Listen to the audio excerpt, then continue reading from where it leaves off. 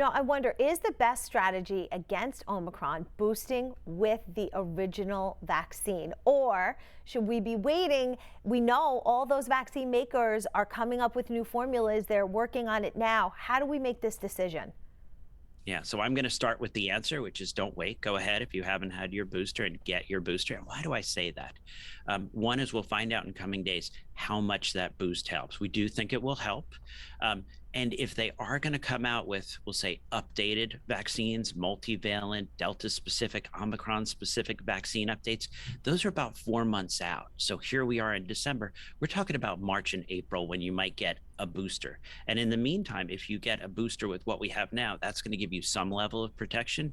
If you wait, you're not getting whatever that extra level of protection is. So go ahead with the booster now if you haven't done it. And in April, maybe we're going to be doing another. All right, let's talk about the side effects from the booster. I'm hearing about people having, issues with their lymph nodes, more than just the soreness that they maybe had in those first two, from their arm in those first two shots.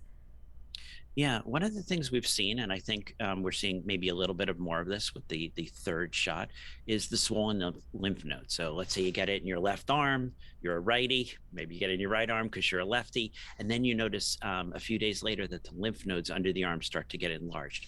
That's all about your B cells going through this learning process. So what happens, right, is you get your vaccination, your B cells start to see the spike protein, and the way they learn, the way they mature and become antibody producing cells is they go to, we call germinal centers. Those germinal centers are in your lymph nodes, they're in your spleen.